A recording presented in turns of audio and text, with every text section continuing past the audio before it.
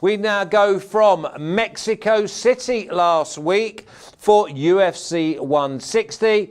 We find ourselves in Europe. It's Copenhagen, it's Denmark.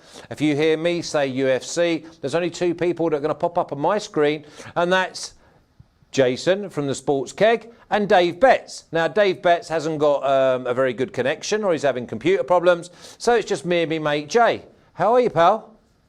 Good, buddy. Monday night was a lot. Has he muted himself? What's that? Say again, Jay? Can you hear me now? Yeah, I can. Yeah, I did like it quite a lot when he was just like that. I said Monday night was a lot of fun. Yeah, I mean, you just go over exactly what happened on Monday night. I think all parties came together and all the different personalities, I thought they gelled really well. Yeah, it was a fun time. You were dead on, man, like throughout the entire night. You had two Americans and a Canadian dead wrong, up and down the game. And you were dead on the money all night. So well done. A blind squirrel always finds a nut sometimes. So I'll it's fish and chip paper now, Jace. It's gone, isn't it? It's gone. We have to start again. You start from naught every week. I think I love your angle on Thursday night. I agree. I'll be on the Packers with you. And I got 3 fights to break down. I'm ready to go. Yeah, you'll have to excuse me with my pronunciation. It's the first time I've seen some of these, but I'm going to go for it anyway, just for the comedy value, and obviously no disrespect meant at any stage. I'm going to go for Jack Hermansson versus Jared Cannonier. Yeah, last weekend, the MMA fans around the world were robbed of what should have been a fantastic fight. The main event ended like 10 seconds into it because of an accidental eye poke. This week we have another main event. It should be an entertaining one. 2 middleweights. They're in the top 10, both trying to ascend into the title picture in Hermansson and Jared Cannonier. Cannonier, he was a heavyweight. He dropped in class to a light heavyweight. And now for the last few fights, he appears to have found his true weight class at middleweight at 185.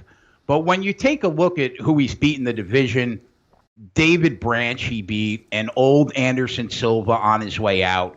The kid's an athletic freak, but he's very raw as a fighter. He doesn't have a ground game at all. If he can get you down, he can keep you down only because of how strong he is. But what he brings to the cage basically is his striking and a solid chin. He doesn't have a technical striking game, but he gets by on brute strength and power. His chin has been tapped a couple times, but I think Dominic Reyes has been the only guy that's actually dropped him. I don't hold that against him. Multiple fighters with good chins have gone down against Dom's power. On the other side of the cage, I'm a big fan of Jack Hermansson, man. I like the kid a lot. He's now cracked the top 5. His last fight, he shocked the world and beat Jacare Souza. He grew up as a wrestler. He probably has the best top control game at 185. His ground and pound is sick. Very solid range striker, but he normally has trouble against southpaws because he can't extend his power shots over a southpaw's lead punch when he fights. But when he fights an orthodox opponent, he can plan his entire striking game plan behind his lead jab, which is excellent. And luckily for him, Jared Cannonier is an orthodox fighter. So that sealed the deal for me, thinking that he wins the fight. But, we don't bet fighters, we bet numbers. And the problem is, at 1.45, it's slightly too high for me, even though I think he wins the fight. So the props haven't been dropped on the market yet. So what I'm going to do is I'll be looking for props when they open. And anyone watching could check out the Odds Market Twitter account or the Keg Twitter account for updates on if I end up having a pick on this fight on Friday. But I have to wait until the props drop, only because, regardless if I think he wins the fight, I think 145 is just a little too pricey. Do you think he goes the distance? Is that a prop you might look at? You know, it's tough, Flash, because it's a main event. It's 5 rounds. It's 2 rounds normal, 2 rounds further than your normal 3-round fight. So, you know, my gut says probably not. My gut says it probably doesn't go the distance. So if we're going over an extra 2 rounds, we're going to go for the 5. Surely you go for the stronger man, Hermansson. Yeah, he's definitely the more polished, more skilled MMA practitioner. Right. Definitely. Okay, well let's move on. Here's another name I'm going to have trouble with. Is it Cutelaba against Khalil Roundtree? Yes. If I had a banker, this would be it. I think the odds should be wider than they are, in my opinion. Anytime Cutelaba has fought anyone worth their salt, he has lost.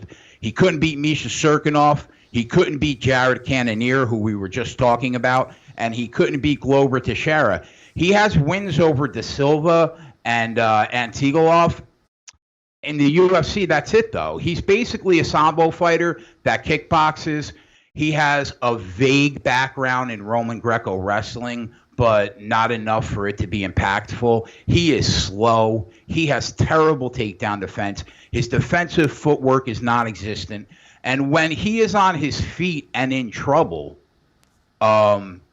he's in bad form. And that's a big problem when you're fighting somebody like Khalil Roundtree. The kid is a monster. He's an athletic freak. He is incredibly light on his feet for someone that's as big as he is. He hits like a Mack truck.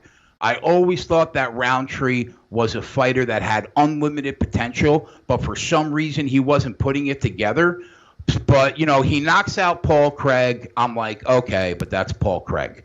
He steps up and starches Gokhan Saki, but it was only 2 minutes into the fight. It's hard to gauge, was it a lucky punch? Was it not a lucky punch? He then loses to Johnny Walker, who is one of the great prospects currently in the UFC, so I don't hold that against him. But he moves to Thailand after that Walker fight, completely revamps his fighting style, comes back looking like a quintessential Muay Thai striker, and what he did to Eric Anders for 3 rounds should have been illegal. It was one of the best performances, start to finish, in my opinion, in 2019 so far. I loved what I saw from him, and if that version of Khalil Roundtree steps into fight Saturday, Cutelaba better pack a lunch because he's in trouble. At 1.79, I am all over it. Is that to win at any time? What? Is that to win at any time? Yeah, that's to win, period. Yep. So really, that's not far off a coin flip, is it? And I'm not hearing no coin flip in your voice. No. I think that he is a substantially better fighter after what I saw last fight compared to what we've seen Cutelaba do the last 2 years in the UFC. If I'm setting that line, Flash, I'm setting that line at more like minus 220, not minus 125. So I think there's almost a full dollar's worth of value in the line. And you think the line will move? I think the line, from what I've seen, is moving towards Cutelaba. I want to say last night I saw it at minus 144.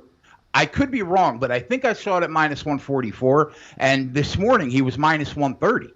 So I don't understand. If that's the case, I don't get the line move. I think these two guys are night and day compared to where they're going in the UFC. Okay, I'm not going to chuck you under a bus here, but obviously I've got a couple of fights that I know that Dave would have done.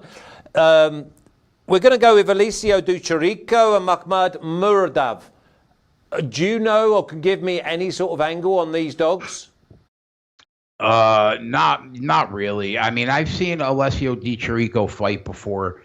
He's solid. I think he's got a good striking game. but I haven't watched any tape on the fight so far. Okay. So the only fight that I've already watched tape for that I know Dave is on is the Macy Chasson Lena Landsberg fight that he is going to have in his punching parlay. Okay, So well, the other one, that's where I'm at. Well, the other fight, I mean, obviously you can go, I've got to send you to oddsmarket.com, where obviously Dave would have done his articles anyway.